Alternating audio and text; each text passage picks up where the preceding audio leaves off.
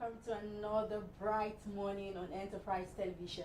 I am Kende Boduri. And I am Henry Igwebike. All right, we are delighted to start the day with you. As always, we begin with a quick look at today's newspaper headlines before diving into the main conversation of the day. Trust me, you don't want to miss a moment with us.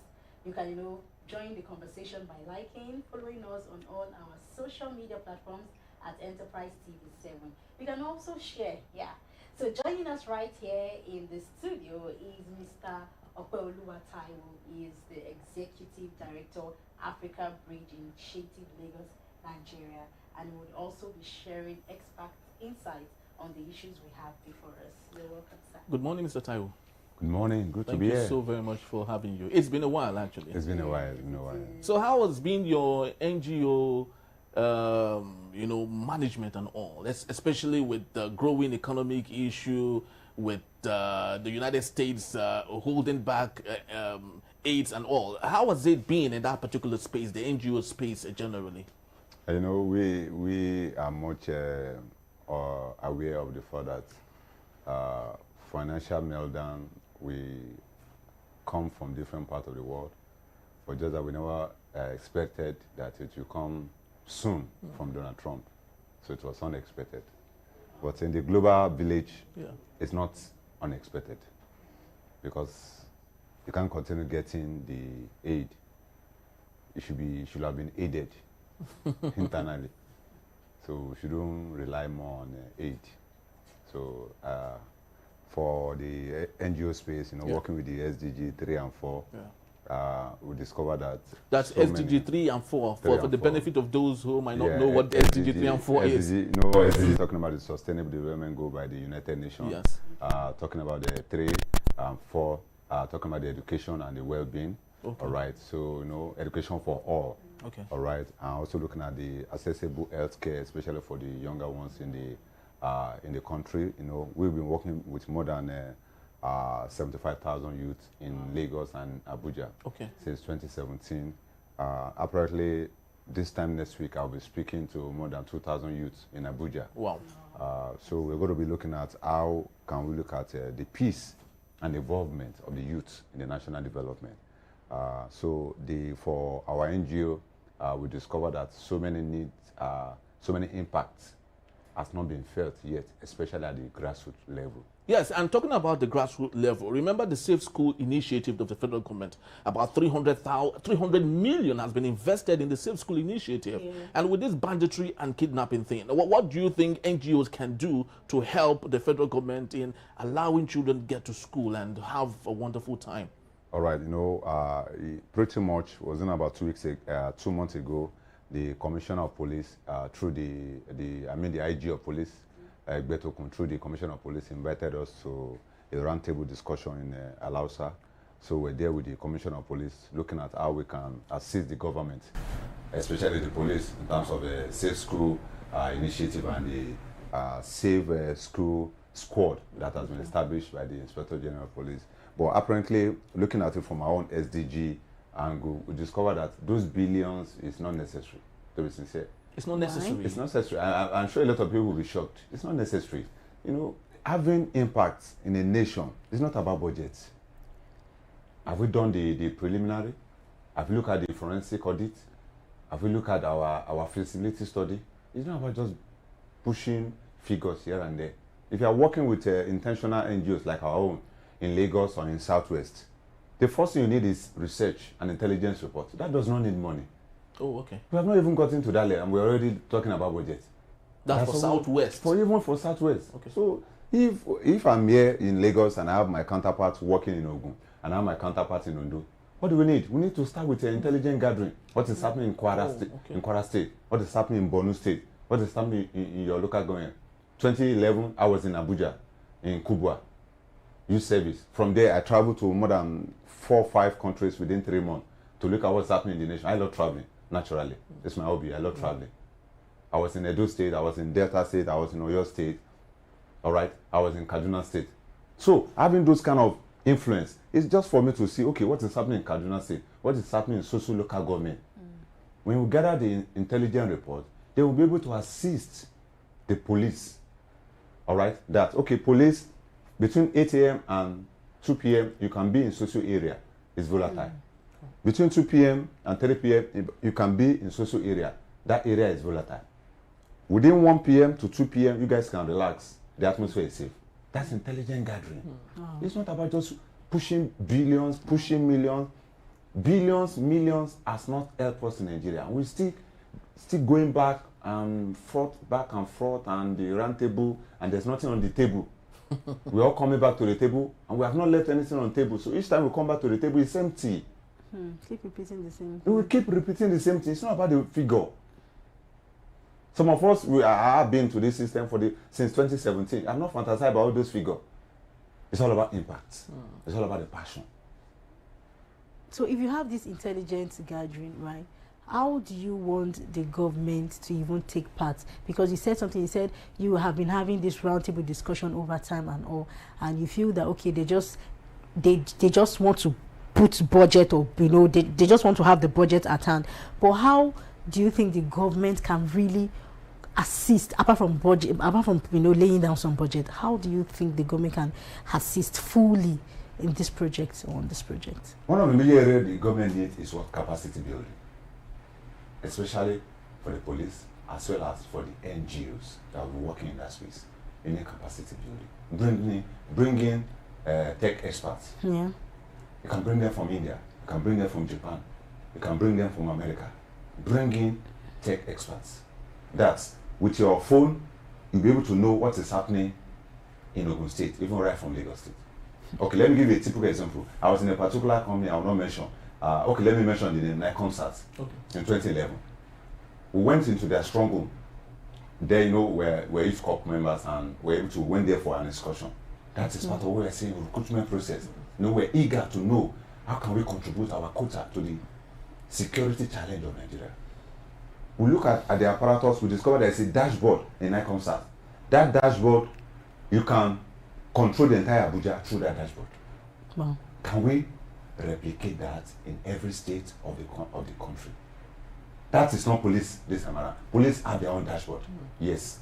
DSS, they have their own dashboard. Can we also have an independent dashboard as does that? From Lagos, I can tell you what's going to happen in Ondo in the next 2 hours because of unnecessary gathering that I've been able to foresee in Ondo State. So what do? I can alert neighboring states within Ondo State, Kwara, Oyo, and the rest. Please mobilize guys around that state. Once you mobilize around Kwara State, in the next 4 hours, whatever will happen, it might happen, but they will not go scot-free. It's not necessary that you have to go and fight them directly to avoid other casualties. All right? But you can control the entire state, and in less than 2 hours, instead of them to spend 1 hour. But because they are aware that they have been controlled around, they will do what? They'll spend 30 minutes. The remaining 30 minutes, they will meet you at the border and they will be captured. Wow. But of course, this is so intelligent. Of course, really. all of these things would work if there ain't no complicity of many who are profiting from some of these things. But of course, we wish that NGOs like yours, you know, would help with the federal government, especially for safe schools. It is moving around the country right now, and we need our kids back to school. But let's get to the Vanguard newspaper for this morning. We have the big story: alleged Christian genocide. U.S. lawmakers disagree with federal government, and they have a writer to that story. Says the steps are taken so far by federal government to deal with the problem insufficient. Wow. We have gunmen kidnapped 5 in Rivers State, varsity students, 14 passengers in Imo. Wow.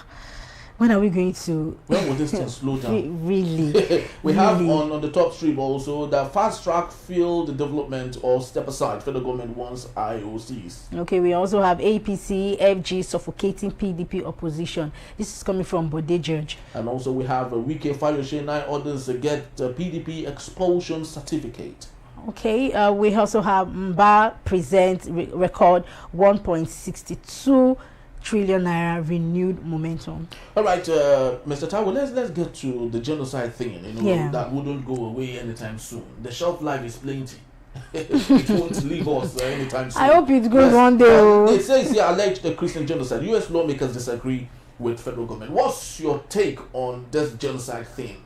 from the very first time Donald Trump, blew the whistle, and what the federal government had to say about it, and what we had lots of other people coming to. What's your take, actually? Okay, if I'm to speak on that, critically, as a young leader in Nigeria, with thousands of people following me both online and offline, I would personally appreciate President Donald Trump for bringing out a particular scourge in Nigeria. And what is scourge? The security challenge scourge that has been living with us, because it's a gunpowder, and all of us, we are relaxing on the keg, whereas there's already powder that's about to be exploded. So now he has been able to alert us, and that's why I can say everybody is now running eta-sketa, as if we're not aware that it's a scourge. Now everybody's more security conscious, even than the president himself. So I want to especially appreciate President Donald Trump for taking such a bold step. And what does that mean? Every African leader, if you are not ready to take bold step, please vacate your office. If you are not ready to take strategic decisions, whether it will affect your second term or third term, it doesn't matter. If you are not ready to take strategic decisions that will safeguard lives and property of the citizens of your state, of your country in Africa, please vacate immediately. You can take the same line with the former Minister of Defense in Nigeria. Just resign and go and relax. If you can't do the needful, you can't be a president and everybody is dying like a chicken every day. And what we hear is that we commiserate. Who are you commiserating with? In as much as you are commiserating them, it's like you are rubbing it on their face that there's nothing you can do. So why are you the president? Why are you the state governor? You vacate the office immediately. We must be ready to be what? Strategic in our decision and bold actions. Whichever way it goes, whether it's affecting your ruling party or it's affecting the opposition party, it doesn't matter. What matters is that you have to take the decision. That is the reason why you are voted for. And don't forget, President Bola Tinubu also says the same thing. He said, don't pity me. I applied for this job. Don't pity me. And if he doesn't do well, like he said, that we should. Then if he doesn't do well, then pity me again. If you ask me, I'll say, don't even wait for the voting. Remove him before the voting, if it's possible. Don't wait for the voting, because it might not be easy at the point of voting. Before voting, before election cycle comes, you can remove him if he's not performing. It's simple as that. It has gone into that, because lives are being lost on daily basis. Look at what the former president Jonathan said. He said, nobody's blood is worth my position. I would rather relinquish my position than for people to die. If not, he will have negotiated that position, and millions of Nigerians will have died for him to retain that seat. I'm sure by now he might still be in power up to now. Yes. But lives, millions of lives of property will be what? Will be negotiated. But we are saying enough to that kind of negotiation. If you are ready to take up the job, you are ready to face the music, go and take it. If you are not ready after 4 years, please pack your load out of Aso Rock and go back to your house. Wow. You will still be celebrated. You don't necessarily have to spend 8 years in Aso Rock. It's not a must. It's not anybody's father's property. If you spend 4 years and you think that out of 8-point agenda you have set, you are able to achieve 2, the remaining 6 is outstanding. Please pass on the baton to another person to assist you to achieve that 6, and you go back home and rest. It's as simple as that. And no, somebody will tell me that it's not easy. I know it's not easy. But must it always be about me? Very well true. Must it always be about me? Because if Nelson Mandela could do the same thing, he stayed in prison on behalf of black South Africans for 27 years. In 1990, he was released from Rikers, and in 1995, he won as the first black president of South Africa. 1999, he said he was okay, 1 term in office, handed over to whoever it is, and he went home and became a global leader. Everybody looked up to him. It doesn't have to be with. It doesn't have to do with self-interest, right? So if you feel that okay, you are not really capable, and I feel that most of our politicians, when it comes, they just want to stay there. Like in Yoruba, they say "Ofete basibe," they want to stay there till eternity. Okay, I want to be here forever, but they don't know that okay, things will still even come, to change the old system. And don't forget, This even though okay. I am a political scientist and I understand that politics is all about interest. In case people are not aware of that, I am aware that politics is all about interest. But must it always be about you? Even though it's all about interest, that interest must not always be about you. Look at the former vice president, Oshibaju. He wanted to become president. But now, if he asks me by own rating, with the assignment he's taking over in the global stage, it's more bigger than being a president of Nigeria. Yes. And it's being more celebrated. What else do we want? Yes. Must you die in Aso Rock for millions of people to die because you want to become president? There are a lot of impacts I can make globally after 4 years or 8 years in Aso Rock. Exactly. So I must not die in Aso Rock because I want to spend 8 years. Why can't I spend 4 years, make a formidable impact in my nation? That will be remembered for a very long time. I went to a university in the last 10 years, in the last 20 years. My legacy is still in that university up to today. That's impact. You can verify it. It's not on the news. You can go back there to the faculty. You can go back to the department, and it is verifiable. Not the one that we are audio fact checking that we are doing online and we are all deceiving ourselves. Because it's actually very similar to late Governor Jakonde.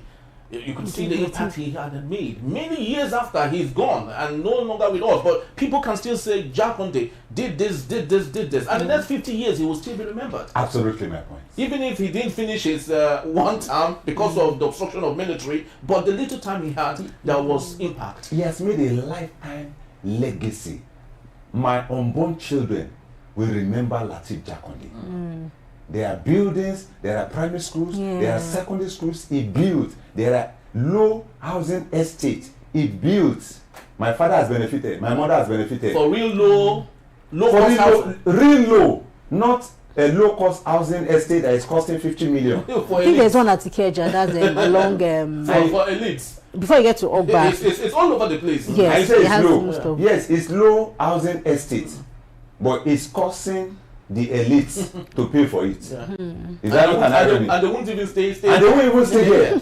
So why you not intentional like Lateef Jakonde and sell it to what? To the real teacher, to the real farmer. Sell it to that farmer that will not resell that building. Sell it to that teacher, that classroom teacher. Sell it to that medical doctor that will cherish that housing. Sell it to that nurse like my mother that will cherish that 3-bedroom apartment, and she will make sure that she transfer it to her children and unborn children. That is your legacy. That is my legacy. Not that elite that will buy 10 at the same time. In the next 6 months, it will turn into $1 billion real estate, and it will become a motivational speaker on YouTube and Instagram. That within the 6 months, I venture into real estate. I am now a billionaire. I'm now a real estate owner. Forgetting, not telling us that he got 6 low-cost housing estates from the governor of his state. Now, he's now reselling it. And it's not a billionaire within 6 months. Is how to develop a country. That is how. So let's take another story from the Vanguard newspaper. Okay, still on Vanguard. Or should we treat this gunman kidnap 5 rivers or would? Okay, let's get to the Daily Trust. There's an interesting story there. Okay. And that is it on Daily Trust? Sorry. The Daily Trust why Tinubu returned? Yeah. Okay, why Tinubu returned General Musa? Yes. Yeah. In fact, yesterday was one day that in fact the internet was like, oh, okay, why will Tinubu want to resign? Oh, sorry, why did the former minister of defense he had to resign. And then immediately General Musa. Okay. What's your take on that? Like, do you think there's something suspicious about that? All right, if truly you're intentional, like some of us are about Nigeria, everything that happened, it's not a surprise to me. I saw it coming. Oh, okay. Ooh. I saw it coming. So you expected it? Christopher, the general, Musa, is an intentional leader. I don't know him. I'm from the West. I'm not from the North. It's not my family. We're not related. He's a fine, gentle, gallant officer who is ready to lay down his life for Nigeria because of the passion he has for the military and the development of Nigeria. So I wasn't surprised. In fact, in my, as at, let's say, 4 days before it was announced, I said it on my platform, at both my NGO platform and my university alumni platform. I said it there. I said your next Minister of Defense is CG Musa. And everybody was saying, where is that coming from? How come? That you just this and that. I said, take it or leave it. That's your next Minister of Defense. So what does that mean? What is your capacity as a leader? Whatever impact you are making in a position will prepare you for another bigger position ahead. But if you want to change yourself, or you want to circumvent the system because of the little funds you're going to get now, you are shortchanging your future. And you're putting the life of your children, your family, in jeopardy. Like a former deputy national chairman of a particular political party now is crying that his children are not getting a job in Nigeria because of his surname. Who cares? How did you get to that level? That your name is not a problem to your children? How did you get to that level? Is it possible that as an NGO leader or as a sustainable leader in Nigeria, I will hear a name like Tony Elumelu as your surname? In fact, if I want to give you a program manager in my NGO, I will increase your salary because of your surname. Because this brings me to a testimonial. I know lots of us who grew up in the 80s would know him. Cyril Stober. No, not Cyril Stober. Now, what's this guy that does Sunday tonic? You know, back in the day. Okay, Sonny Rabo. No, not Sonny Rabo. There's this other guy that was there before. What's the name of this man? Sadiq? No, not Sadiq. What's this man? The thing just came to my mind now. You know, so she's the daughter said because of the father's name that she is able to get jobs, you know, contracts and all, and it's simply because the father at the time he was working with the NTA was a wonderful fellow, did his work the way he was supposed to. Ask him or ask her. Is the father rich? No. Maybe a nation that celebrates materialism against humanity is going nowhere. That is why we're having crisis. Our crisis is not spiritual. Our crisis is man-made. We are the architects of our issue in Nigeria. We, all of us, we are the architects of the problem we are facing. Okay, so let me bring this to let's examine the expected outcome of this return. So could this return stabilize Nigeria's security? You know, could it stabilize Nigeria's operations? If you are a chief of defense staff, CDS, that means all the security apparatus is under your portfolio. Yeah. The naval officer, the army officer, the Air Force officer, they all what? They relinquish information, high-level confidential information to you. So if you are not being promoted into minister, you are not doing anything different. What is different now is that you have more political will and power to execute. You have more political will to give order. Even when it is not convenient for you, you still go ahead to give that order. That in less than 24 hours, look at what President Tinubu did. And to be candid with you, I celebrate President Bola Ahmed Tinubu. He ordered the Chief of Army Staff, go to that scene, go and report there until the whole place is calm. He ordered the State Minister of Defense, you guys go and resume in that war zone until everywhere is calm. That is what we want from a leader. He himself was to go out of the country, but he has to change his itinerary. He was going to the war zone, but he got a security report that he will not come back alive. But if he cannot go, he can make a strategic statement, and he did.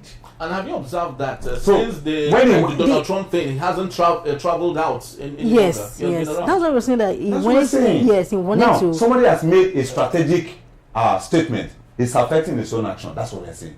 So he himself also should continue. We want more of such strategic statement from Asorok.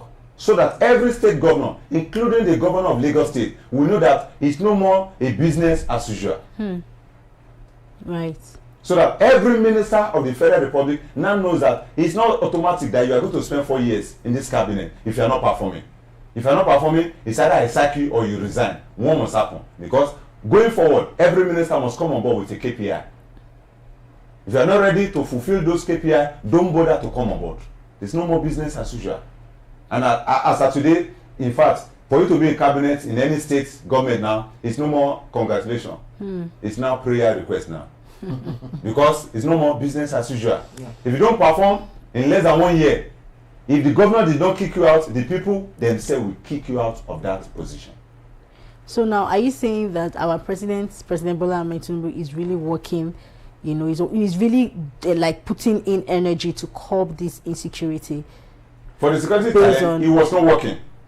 I can say that categorically. It wasn't working. It was not strategic. No, what I'm saying, are you sure? But now, okay, he has woke up, or he has wake up to his responsibility. And you feel that it was based on what Donald Trump? It's part of it. Okay. And don't forget also, for him waking up, it's not a day's job. It's possible he might have been working behind the scene. Sure. Taking his time. But something prompted it to what? To quick action. That strategic statement from this White House. This to show that once, apart from, I'm not bringing politics into this now. This is to show that if you have something doing, right, and you relent on that thing, things will go bad, right? But if you have someone that will push you, sometimes if someone should push you to do something, you'll be willing to do that thing.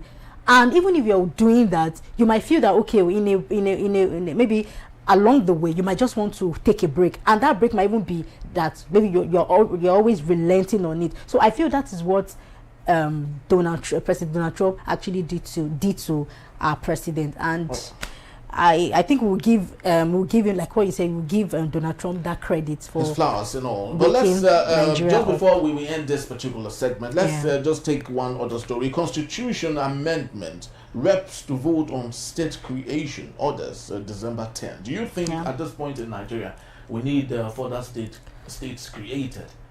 Have we managed the ones we have that we intend to have more states? Would that in any way bring development, or would that increase governors who are all over the place and making money for themselves and not allowing it get to the grassroots? Well, for the creation of states, you know, when IBB and the rest and go on, when they created the states, a lot of people were crying foul. So if we are to create another state, to me, there's nothing to cry about it. Okay. Bringing development closer to the people. So it doesn't. You can see that in Lagos State now, we're in 20 local government. Now we have 57 LCD. Yes. So more. But not local governments. Not local governments. Not local governments, but LCDs, 57 LCDs. So what does that mean? 20 LGA, 37 LCD. So development is coming closer. And apart from development, opportunities also is coming closer to the people. All right? So if we are having Ijebu State, if you're having Ibadan State, all right, what does that mean?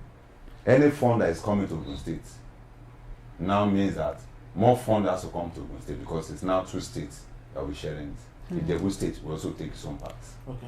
All right. So, and if you're having more states in Borno, in Yobe, being carved out, what does that mean? That means the budget will be enlarged. And once the budget is enlarged, people getting the part of the fiscal allocation from the federal government, the people are also being enlarged. Because why? Part of the challenge is also population. There's population issue, there's alienation within the system, there's nepotism. All right? So everybody wants a sense of belonging. Everybody wants to be on the table. But in as much as we want to be on the table, from the SDG perspective, we must also remind those leaders who are clamoring for state creation that it's not going to be business as usual. Don't think that we are going to give you a new state and your governor will carry agbada every 30th of the month to Aso Rock to collect check. It's no more business as usual. You must be ready to develop your state by yourself. Little fund or little funding will be coming from the central, but major development will be coming from your state, not from Aso Rock anymore. Yes, but do you it's changing. The narrative is changing. Yes, but do you think that should be a priority rather than true federalism? Don't you think that is what we need?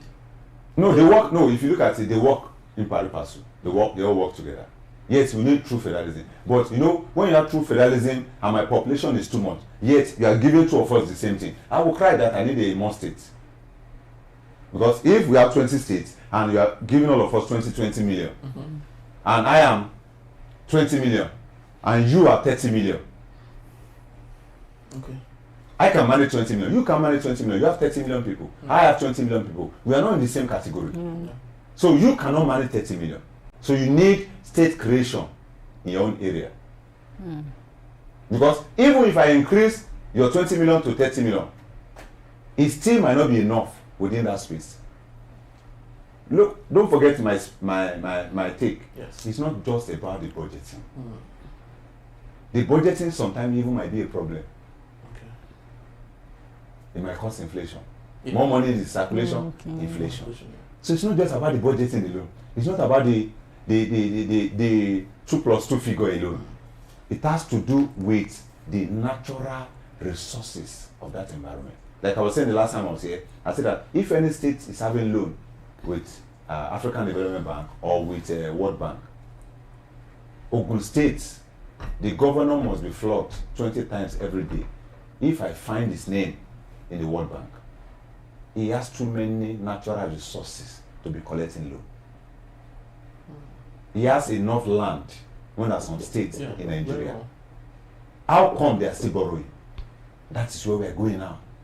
And that's a part of the true federalism that you are trying to talk about. That each unit of the federation be independent, coordinating themselves, managing themselves. That is the narrative going forward. So that I'm giving 3 states does not mean they should go and sleep. Or should become lazy. And wait for handouts. To whom much is given, much is expected in 21st century.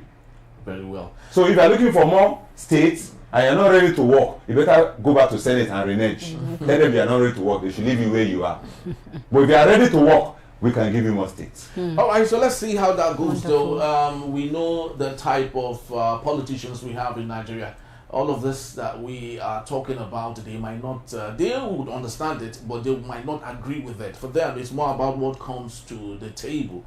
And remember, whenever you hear that dollar is 1,700, look very well. You notice that they've released money to states and they've converted all of them to dollars, and therefore it's high. And when the money is going down, dollar will come down. There. That's the type of politicians we have in Nigeria. But just to let you know that Mr. Taiwo would be here to take us on our main conversation. That's when we return. U.S. lawmakers urge to pressure Nigeria to abolish Sharia law. That in the beat is still Enterprise Morning. Don't go anywhere. We'll be right back.